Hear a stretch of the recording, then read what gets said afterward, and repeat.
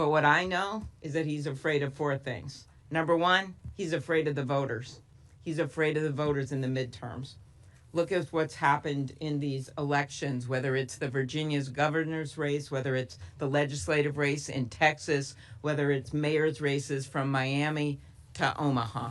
Number two, he's afraid of the word affordability. He's called it a hoax and actually said he wanted to keep housing prices up. Number three, and I didn't see this one coming, it's not on my Wordle guest list, but he is afraid of the word court, C-O-U-R-T, the Supreme Court. And I will note, I didn't think that I'd have the hottest ticket in town, but sitting behind the Supreme Court while Donald Trump looks down on them will be interesting tonight. Number four, he's afraid of the people of Minnesota. Why? Because like so many people across this country, they stood up 50,000 strong in a peaceful march in below zero weather. They stood up and helped strangers get food and help their neighbors and help kids get to school. So while he enriches himself at Americans' expense, and the Republicans, sadly, in Congress rubber stamp his divisive agenda, Democrats are fighting to bring down costs, end the chaos, and fight corruption. Senator Padilla. Thank you, Senator Schumer, colleagues. Thank you all for being here. Don't want to be too repetitive, but I will add a few dimensions to it I think we can all expect to hear tonight. I have a slightly different way of looking at it. I think we're going to hear two different States of the Union. One from the president that's going to be full of lies for sure, and deceptions and distractions and trying to point fingers and blame others for his failures. And they're going to hear the truth. Governor Spanberger's doing a response to the State of the Union after we hear from President Trump, and I'm honored. Thank you, Senator Schumer, for allowing me to also respond to the State of the Union in Spanish. Similar themes that I'm going to be touching upon. Number one, the increased costs, the affordability crunch. And we've seen for the last 13 months under Donald Trump, a Republican majority and a White House working together to put billionaires first at the expense of working families. Working families are the ones that are dealing with these higher prices, small business owners dealing with the impact of the tariffs, which we knew were unlawful from the beginning, and the Supreme Court finally made that official last Friday. We're dealing with a president and a Republican majority in Congress that is increasing our healthcare costs, making healthcare either more expensive or too expensive, all to underwrite tax breaks for billionaires. Democrats have a better way. We will work to bring down everyday costs for working families. I can't ignore what's happening, not just Minnesota. It started in my hometown of Los Angeles, and it's reached every corner of the country. Out of control, ICE, CBP, and other federal agents violating constitutional rights each and every day through their mass deportation agenda, trying to achieve some false quotas by Stephen Miller. This is not a focus on the worst of the worst. This is not a focus on dangerous, violent criminals. The vast majority of the people that have been detained, arrested, many deported without due process, do not have criminal convictions. They've rounded up even legal immigrants. They've rounded up even United States citizens and veterans. This is chaos. This is terror meant to distract from the failed economic agenda and more, and we will call it out. A third area that I'm going to touch on tonight, because we can't ignore it, is not just our democracy broadly, but elections. The Trump administration is not being shy about threatening to undermine and steal this November elections. They know that their record is not just unpopular, but has been so harmful to working families that their only hope to stay in power is to initiate a voter purge. That's why the Department of Justice has been weaponized to try to get their hands on voter files from states across the country. That's why Secretary Noem was in Arizona last week, saying that their goal is to make sure that the quote, the right people vote. And that's why through failed executive orders and very bad legislation known as the Save America Act, they're trying to make it harder for eligible Americans to register to vote and actually cast their ballot.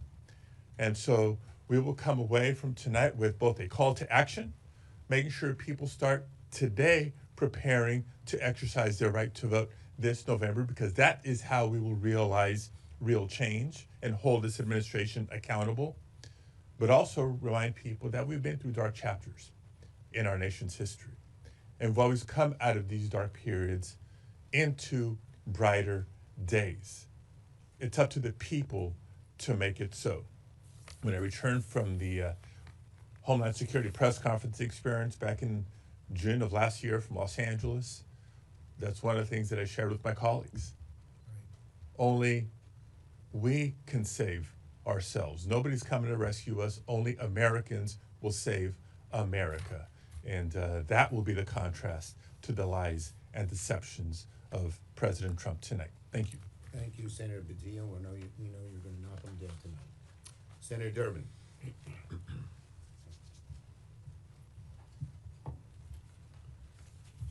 Thanks, Chuck. If grandstanding paid for groceries, the American people would see the president ride to their rescue tonight. But it doesn't work that way. We know what's going to happen. The president's going to deliver empty platitudes about the success of his first year back in office, but the American people will not be fooled. Seen the poll numbers lately? 60% of Americans disapprove of Trump's performance. 47% strongly disapprove, according to the new post-ABC Ipsos poll. That's because Americans know who cut $1 trillion out of Medicaid, who eliminated the Affordable Care Act's enhanced premium tax credits, who alienated our closest allies abroad, who unleashed a chaotic tariff trade policy. That man would be the president of the United States.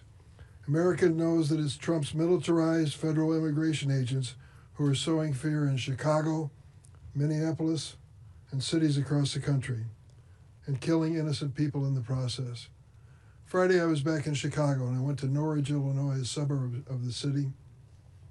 I was there with Ruben Torres. It was the saddest day of his life. It was the memorial service for his daughter, a 16-year-old who died of brain cancer. Not that many months before, Ruben had been at the Home Depot parking lot looking for odd jobs. The ICE agents descended upon him, broke his window of his car, arrested him. He begged them to let him go home. His daughter, 16-year-old daughter, had just returned from the hospital with brain cancer. He wanted to be with her, and he promised to bring her some food. They said no. They shipped him away for 2 weeks before they dropped all charges against him. That Friday, in that chapel, we laid to rest his beautiful daughter. She lived just long enough to see the court rule in her father's favor that he can stay in the United States. That is part of the policy of Donald Trump. He says he's going after the worst of the worst, the terrorists, the murderers, the rapists, the criminally insane. Ruben Torres was none of those things, and yet he suffered a loss at a time in his family that he'll never forget.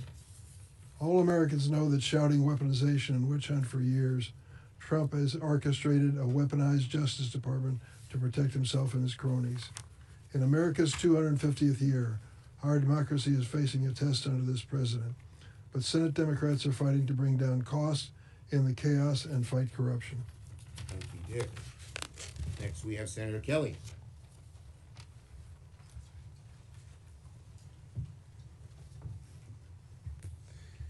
Thank you, everybody. I'm going to be brief. In 1 year, Donald Trump has made the American people poorer and less safe. Half of Americans are having a hard time affording food.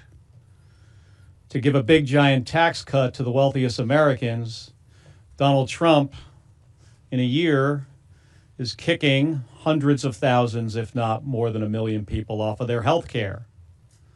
Young people can't afford a place to live. My constituents in Arizona are really struggling. They're much worse off today than they were a year ago. And this president is focused on making himself wealthier. Right before I came over here, I had Fox News on. Yes, I do watch Fox News sometimes, along with everything else. And he was selling crappy watches. You know, this president sells to his supporters bad tennis shoes, bad meat, wine, watches, meme coins, other crypto, all to make himself and his family and his friends wealthier at the expense of his supporters and the American people. And it's wrong. I understand some of my colleagues are not going to be there tonight, and I totally understand that. For me personally, I'm going to be sitting there in the House to make a point to this president who about 3 weeks ago tried to indict me and send me to jail for something I said, something that he didn't like. He and Pete Hegseth are trying to prosecute me. In the case of the Department of Defense, trying to reduce me in rank and take away some of my pension. So I will be sitting there to make sure that he knows that so far he has failed and that the American people are really not into this. He's violated my constitutional rights. He's violated the constitutional rights of thousands of people across the country, especially when you consider the folks in Los Angeles and Minnesota. We've got 2 dead Americans, scores of other beaten up by federal agents who are poorly trained and not following any kind of standards of procedures for law enforcement. I'm the son of 2 police officers. I know it's a hard job, but what these folks are doing in Minnesota is wrong, and I think in some cases it's criminal. They're going into people's houses without warrants. This agency is out of control and needs to be overhauled. I was in Munich last week. I think to say there is a profound loss of trust in the United States is, I think, even really comes up short of what our relationship is now with most of our allies. And I got to say, if you're Greenland, you're now afraid of us. It's going to take generations to repair the damage that this president did in just 1 year. So I'm not looking forward to this speech. You know, I expect the president to not be straight with the American people and to not have an explanation to them about why they are poorer and less safe. But I'll be in that chamber tonight. Thank you. Thank you, Senator Lujan. Thank you, Chuck. Everyone, thank y'all for being here. Look, when you all are at the grocery store, just like people all over the country, you know if food is more expensive or if it's not. And the reason I say that is, as Senator Klobuchar reminded us moments ago, President Trump keeps calling all of this a hoax. The notion that food is more expensive, that everything President Trump promised would be less expensive is now more expensive. And all he's doing is putting more and more dollars in his own pocket. What Donald Trump's doing is just making life harder for each and every one of you, for each and every one of the people across America, for each and every one of us. His administration cut food assistance at a level that we've never even imagined could occur. Grocery prices remain high, forcing seniors, veterans, families, moms and dads, grandma, grandpas, and kids to simply pay more for less.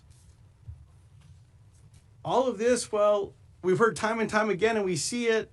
All he's doing is finding ways to make himself richer. Take $1 from the American people, put it in his pocket. That's all he cares about. As every one of my colleagues has reminded us here today, as well as Leader Schumer, look, it just comes down to this. Costs, chaos, and corruption, one after another. Pick an issue. Pick a day. Pick an hour of the day. I mean, heck, even pick a time of the day when the president can't sleep and decides to go to social media and tell the American people how he's lining his own pockets, how he's creating more chaos, and he's not shy about the corruption. He just says he's going to do it. One lie after another. And that's what we're going to hear tonight. One lie after another from this president to the American people. He's going to tell them how handsome he is, how nice his hair looks,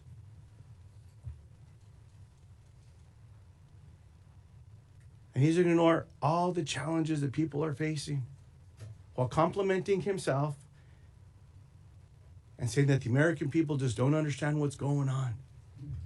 Look, as we come together tonight, let's not forget about the high costs that are hurting families. How expensive food is for each and every one of you in this room. You know the difference between the truth and the bullshit. There's something that we can do about this in coming together and just tell the facts. I hope that that's what comes across tonight while holding this president accountable. And I certainly look forward to hearing from Governor Abigail Spanberger and from United States Senator Alex Padilla. Thank you. Last but not least, Senator Gallego. I always bring the rookie to be the cleanup hitter. First of all, thank you everyone for being here. Has a 300 batting average. I do. It gets you into the Hall of Fame. Look, what we're going to hear tonight is very simple. This president has made this country sicker and poorer. And if you look at every way that has occurred, it has been deliberative. Number one, what did this president do as soon as he got in? He went right after Medicaid and started cutting the most vulnerable people in this country. And I'm not talking just people in our urban areas. Rural Arizona. I traveled rural Arizona. I was talking to some of our hospital systems that are worried about how they're going to keep their systems open because they know now that this administration has abandoned them and they're going to have to make some really hard decisions. Will they keep their OB ward open? Will they keep their x-ray machines open? Will they have to shut down their emergency room? Why? Because this president wanted to make sure they had enough money to give the richest of the richest a tax cut. And what was left over to that, they used to supercharge this massive, massive deportation policy that is racially profiling people, pulling over Americans, violating their Fourth Amendment rights, and killing Americans in the streets. That is what this president started with. And let's move on forward there. How much sicker can you get? When we all had an agreement, we all said, yes, healthcare costs are expensive. We all understand that things can be better. But the last thing we should do is pull the rug out from millions of Americans that rely on these healthcare subsidies.